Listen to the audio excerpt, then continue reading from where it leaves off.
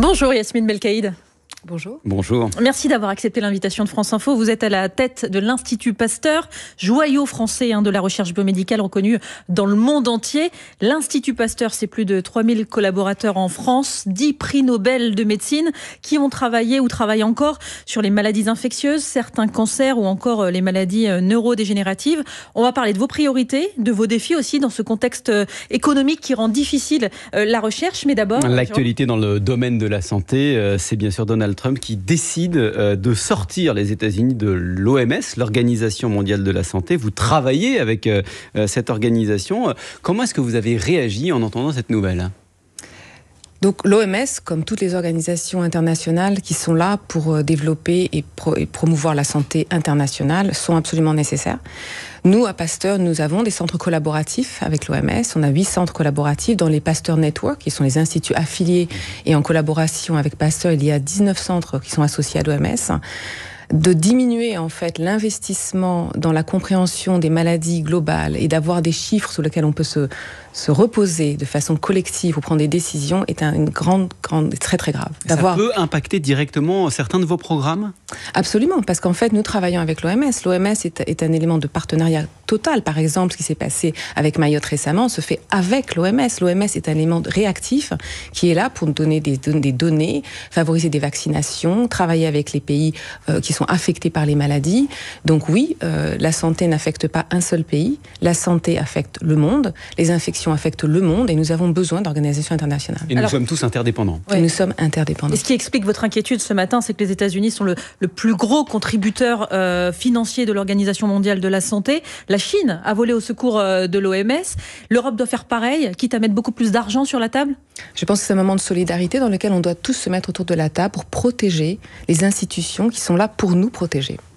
Parallèlement, parce que puisqu'on parle des États-Unis, il faut parler de ces ordres de grandeur. Alors dans un domaine qui n'a rien à voir, encore que 500 milliards de dollars d'investissement dans le domaine de l'intelligence artificielle, ça ne concerne pas que la recherche. Il y a beaucoup de technologies, ce ne sont pas que des financements publics. D'ailleurs, ce sont essentiellement des financements privés. Mais encore une fois, les ordres de grandeur donnent le tournis. Comment est-ce qu'on rivalise, nous en France, avec un pays qui est capable de mobiliser des sommes aussi astronomiques ? Alors, c'est peut-être pas la France toute seule qui va pouvoir le faire, mais c'est peut-être l'Europe. Et je pense qu'il est important qu'on travaille ensemble pour justement être sûr que l'Europe reste à la table et reste un partenaire de développement de ces technologies, d'utilisation de ces technologies et de contrôle aussi de ces technologies. Donc à l'heure de ces ruptures technologiques, il est plus important que jamais d'être unis, notamment dans nos investissements au niveau européen. Oui. À propos de l'intelligence artificielle, précisément, dans la recherche aujourd'hui, à l'Institut Pasteur, qu'est-ce que ça représente ? Parce qu'on sait que les montants sont énormes. Comment est-ce que vous en servez et quels enjeux vous voyez pour les prochaines années ? On s'en sert tout le temps. En fait, j'ai découvert, ça fait 1 an maintenant que je suis à l'Institut Pasteur, et j'ai découvert que Pasteur était le premier organisme en France qui utilisait AI pour la recherche biomédicale dans toutes ses dimensions. Que ce soit pour l'identification de nouveaux antigènes, que ce soit pour l'image, par exemple, en recherche, que ce soit pour la prédiction, pour la modélisation. Donc en fait, Pasteur utilise énormément et développe des outils qui sont associés à l'AI dans toutes les dimensions de la recherche. Donc pour nous, c'est non seulement un nouvel outil extraordinaire, mais on développe énormément de ressources et d'énergie, et on va recruter justement de plus en plus de scientifiques qui utilisent ces technologies AI pour la recherche. Louis Pasteur, c'est l'inventeur du vaccin. Quand on dirige l'Institut Pasteur et qu'on voit outre-Atlantique, Robert Kennedy Jr., un anti-vax en passe d'arriver à la tête du ministère de la Santé, de la première puissance du monde, on s'inquiète ? On peut s'inquiéter puisque les gens ont peut-être oublié que les vaccins sauvent des millions de vies et que, si je me rappelle bien des chiffres, c'est 6 vies par minute sont sauvées par un vaccin, que les vaccins sont là pour nous protéger, que les vaccins ont été développés par des scientifiques pendant des années, contrôlés par des systèmes énormes de contrôle, et que la vaccination est le premier outil de prévention que nous avons en tant qu'être humain. Mais comment vous expliquez alors la popularité de ces théories anti-vax ? Vous avez travaillé pendant 30 ans aux États-Unis, vous voyez l'ampleur qu'ils ont pris, ces anti-vax, ils arrivent même au pouvoir. Le fait que ça paye politiquement, comment vous l'expliquez ? Je pense que l'anti-vax, c'est plus une absence de croyance dans un système qu'une absence de croyance dans la science, honnêtement. Et ça, c'est un problème qui est au-delà de nous. Mais nous avons quand même une responsabilité pour essayer de réparer. Et réparer, ça veut dire aussi de communiquer, d'expliquer, Je pense que l'on ne travaille pas assez dans la société pour expliquer les processus par lesquels les vaccins sont générés, les années et années de validation pour qu'un produit arrive sur le marché. C'est 20-30 ans de recherche. Dans chaque étape est contrôlée, vérifiée, analysée par d'autres scientifiques. Des milliers et des milliers de gens sont impliqués dans la fabrication d'un vaccin. Mais la communication suffit quand on est passé par le Covid et que le Covid est devenu un sujet politique dans tous les pays ? Je pense que le Covid est aussi un grand moment d'angoisse, un grand moment de peur. Et dans les moments de peur, on n'est peut-être pas les plus objectifs. Et peut-être que c'est un moment dans lequel les anti-vax ont utilisé politiquement cette angoisse collective. Mais quand on est parent, depuis quelques années, on voit qu'il y a des nouveaux conseils, voire des obligations qui concernent, par exemple, le papillomavirus, des méningites. Vous nous dites, ces vaccins, ils ne tombent pas du ciel. C'est ce que vous dites aux parents qui hésiteraient à faire vacciner leurs enfants ? Oui, et en fait, il faut être capable de regarder les chiffres pour ce qu'ils sont. C'est-à-dire, en fait, il faut comprendre l'impact d'une maladie et en fait de comprendre que c'est la probabilité d'avoir cette maladie et le danger de cette maladie et à quel point ces vaccins peuvent les prévenir. Un vaccin est là pour être une protection pour la société, pour nos enfants, pour nos personnes âgées. Et de ne pas faire de vaccin, c'est de mettre en fait les gens que l'on aime ou les gens autour des gens que l'on aime en danger. Un exemple, la vaccination contre la grippe recule cette année, 34% de couverture fin novembre contre 38% l'année dernière. Vous y voyez un lien direct avec le climat anti-vax ? Sans doute, et je pense que c'est quelque chose qui est extrêmement concernant.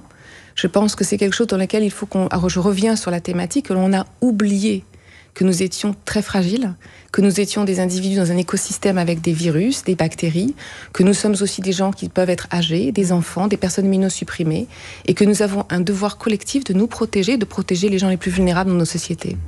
On sait que le taux de mortalité lié à la grippe est déjà un peu plus élevé cette année que l'année d'avant. Est-ce que c'est une conséquence de cette moindre vaccination ? On sait déjà le dire, ça, ou pas, scientifiquement ? Je pense que c'est difficile de le dire à ce moment, mais sans doute. Je veux dire, il est évident que diminuer la vaccination aura un impact direct sur le nombre de cas et la sévérité des cas. Yasmine Belkaïd, le monde s'est littéralement arrêté quelques jours, quelques mois selon les pays pendant l'épidémie de Covid.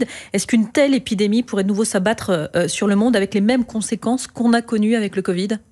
Si on regarde l'évolution des virus, des pathogènes au travers des 20-30 dernières années, il y a une accélération. Et si on regarde en fait le nombre d'outbreaks qui se sont produits au cours du temps, il y a une accélération. Outbreak, d'émergence, de pandémie, etc. Et en fait, c'est vraiment causé par le fait que nos environnements sont en train de changer. Vous parlez de chaos écologique. C'est ce qui entraîne la multiplication des maladies infectieuses. Expliquez-nous. Alors, il y a les changements climatiques qui vont changer, bien entendu, par exemple, comment les insectes vecteurs qui transmettent ces pathogènes peuvent en fait évoluer et changer d'environnement. L'exemple des moustiques, par exemple. Les moustiques. Les tiques aussi sont en train de transmettre de façon accélérée des virus. Il y a la déforestation. Ces déforestations vont déplacer des populations d'animaux. Ces animaux qui portent des pathogènes et qui peuvent les transmettre maintenant à l'homme. C'est vraiment un chaos écologique qui fait qu'en fait, on est en train de déplacer les réservoirs, les vecteurs, et on est en train d'imposer des évolutions de pathogènes au niveau de leur localisation, mais aussi de leur pathogénésis. Vous dites on est en train, ça veut dire que c'est en train de se produire. Vous avez déjà des conséquences maintenant ou c'est pendant 10, 20 ans ? Ah, mais c'est maintenant. Si vous vous rappelez bien, cette année, il y a eu beaucoup plus de moustiques à Paris qu'il n'y en avait. On a eu des cas de dingue en France. La réalité, c'est que c'est maintenant. On est en train de voir une évolution très rapide d'émergence de pathogènes, mais aussi de vecteurs dans des écosystèmes qui n'y étaient pas exposés. On voit des maladies aujourd'hui en France qu'on ne voyait pas sous ces latitudes il y a encore quelques années. Bien sûr. Et dans ces cas-là, il faut s'en prémunir, il faut que vous puissiez travailler dessus pour pouvoir lutter contre les nouvelles maladies infectieuses. Il faut des moyens, moins 630 millions d'euros sur le prochain budget de la recherche et de l'enseignement supérieur pour le moment, c'est ce qui est prévu. Pour qu'on se rende bien compte, c'est un énorme trou à venir ou alors ça va pas se faire ressentir. C'est à se demander si on apprend les leçons de l'histoire, et même d'une histoire très récente. 10 ans avant l'épidémie de Covid, le gouvernement français avait investi moins de 28% en recherche biomédicale. 10 ans avant Covid. Et on est en train de reproduire une chose similaire. C'est-à-dire que si on diminue les investissements alors que l'on sait que les maladies infectieuses ou d'autres maladies, que ce soit les maladies métaboliques, neurodégénératives, sont en accélération, on se rend extrêmement vulnérable. Et on se rend aussi dépendant d'autres environnements pour trouver les solutions de demain. L'enveloppe qui est accordée par l'État à l'Institut Pasteur, elle représente quelle part de votre financement ? Qu'on comprenne là encore les ordres de grandeur. Oui. Alors, l'Institut Pasteur est un institut indépendant et privé qui a été fondé de cette façon. Et c'est un partenariat, bien entendu, avec le gouvernement.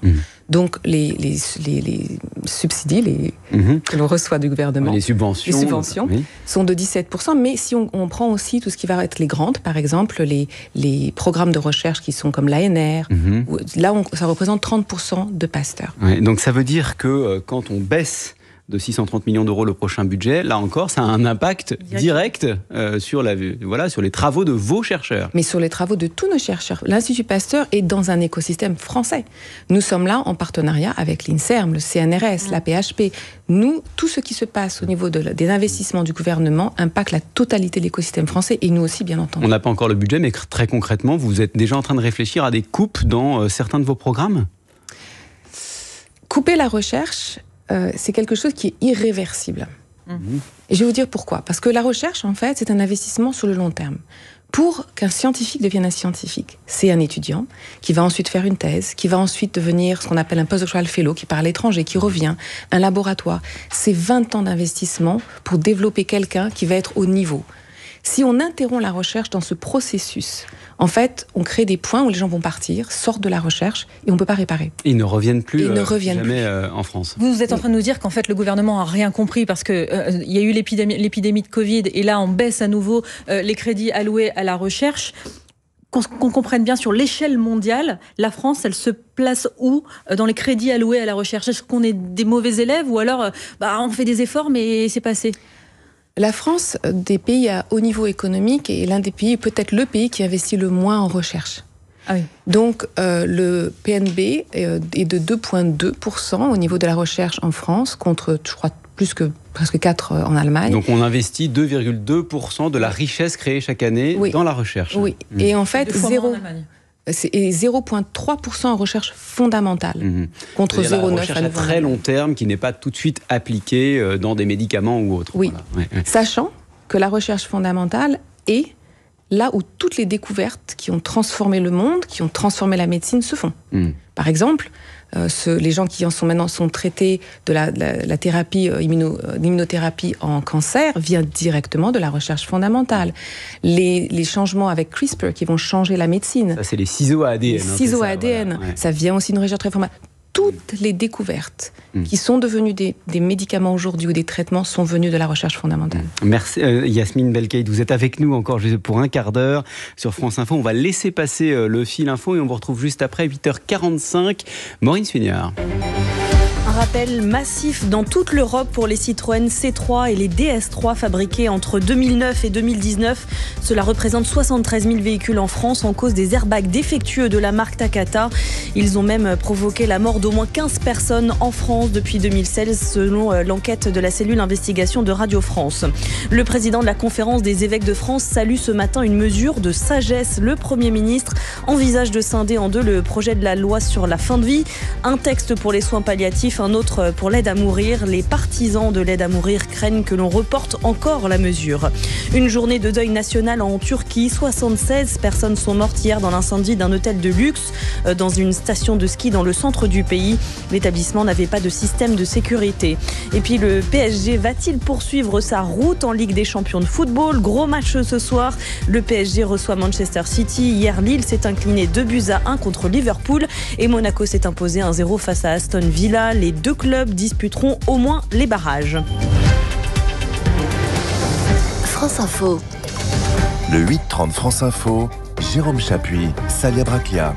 Toujours avec Yasmine Belkaïd, directrice générale de l'Institut Pasteur. On parlait des coupes budgétaires dans le domaine de la recherche. Si on veut se rendre compte concrètement des conséquences du manque de moyens accordés à la recherche, il faut regarder 5 ans en arrière avec le Covid. C'est l'une des raisons pour vous, Yasmine Belkaïd, pour lesquelles nous, la France, on n'a pas su trouver de vaccin pendant le Covid, contrairement à nos voisins allemands.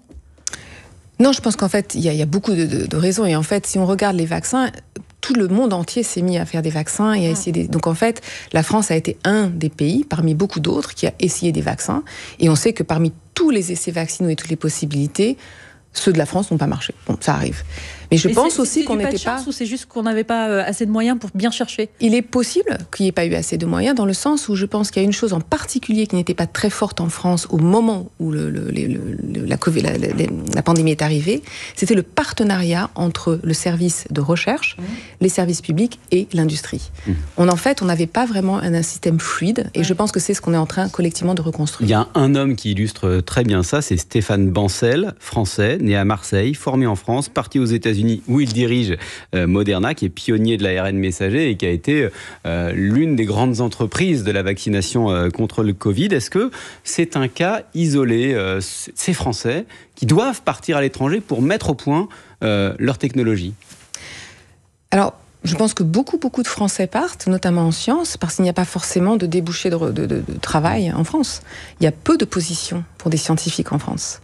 Donc oui, c'est pas pour développer de nouvelles technologies, mais c'est parce qu'il y a moins de possibilités de trouver du travail en recherche en France qu'ailleurs. C'est une question de moyens ou c'est une question d'organisation? Vous parliez un peu de l'écosystème entre la recherche fondamentale et puis jusqu'à cette industrie pharmaceutique notamment qui va développer les médicaments, les vaccins. C'est les deux, puisqu'en fait c'est un écosystème qui est entièrement dépendant l'un de l'autre. Donc en fait d'avoir un système de recherche dans lequel on peut maintenir un écosystème de recherche fondamentale en partenariat avec l'industrie, de l'industrie qui peut vraiment travailler avec la recherche fondamentale, créer un environnement dans lequel il y a beaucoup plus de positions et de dynamisme. Et vous, à l'Institut Pasteur, vous faites comment pour retenir vos chercheurs, pour attirer les talents étrangers ici en France? On a beaucoup de chance, c'est-à-dire qu'on a beaucoup de chance parce que l'Institut Pasteur, d'abord, est une maison très prestigieuse, parce qu'on bénéficie aussi beaucoup de la générosité du public, qui nous donne justement la capacité de donner à nos scientifiques qui arrivent des moyens, justement des moyens comparables à ce qui pourrait être fait dans des organismes internationaux.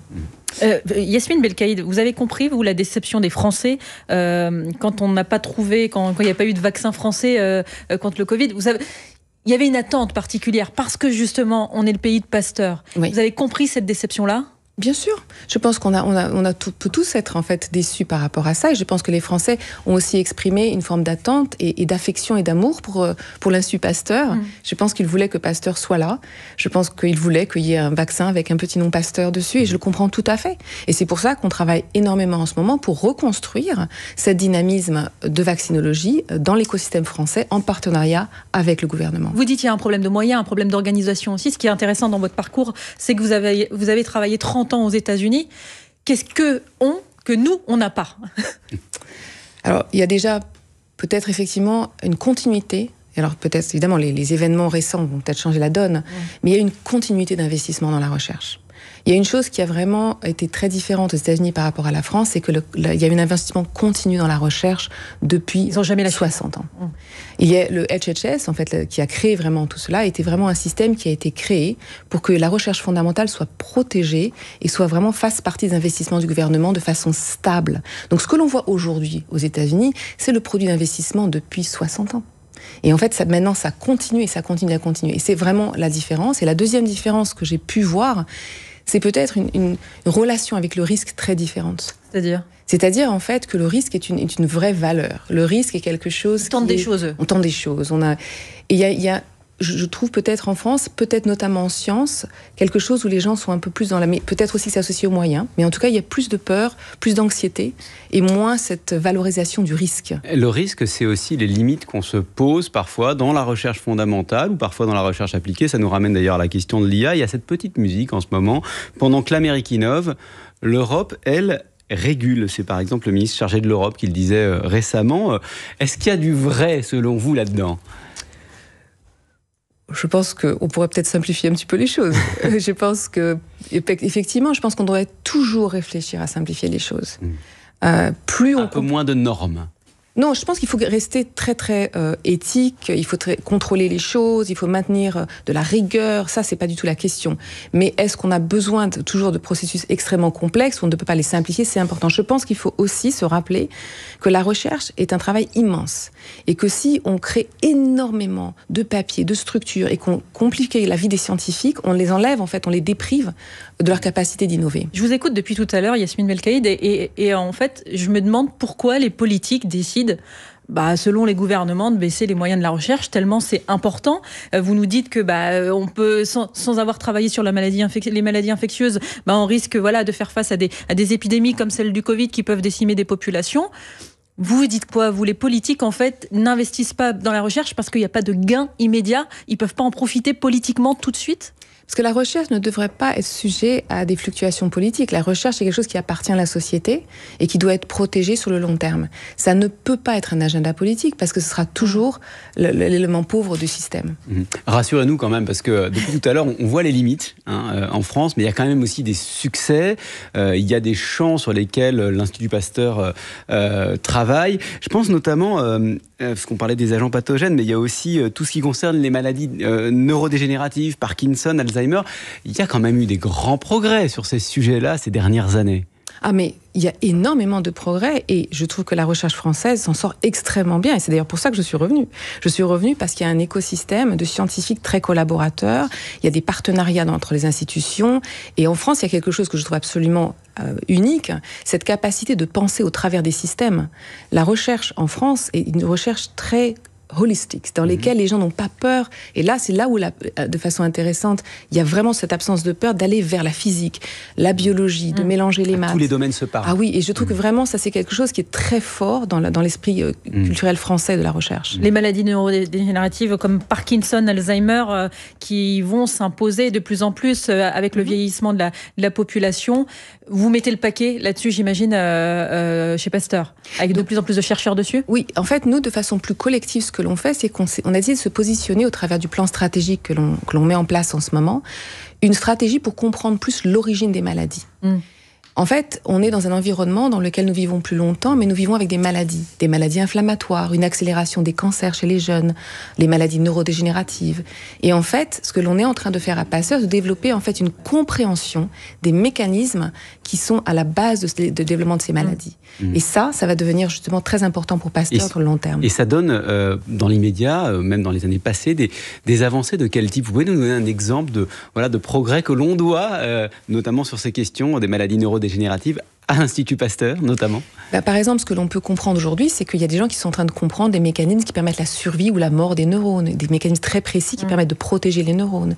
Il y a de la recherche, par exemple, qui est en train de montrer que l'on peut avoir des infections qui, en fait, créent des problèmes à long terme sur le développement du cerveau et des neurones. Ça, ce sont des éléments extrêmement importants pour notre compréhension, justement, de l'étiologie de maladies à long terme et de neurodégénération. Et qui permettent, si on se projette plus loin, d'envisager soit des thérapies, soit des moyens de prévenir ces maladies.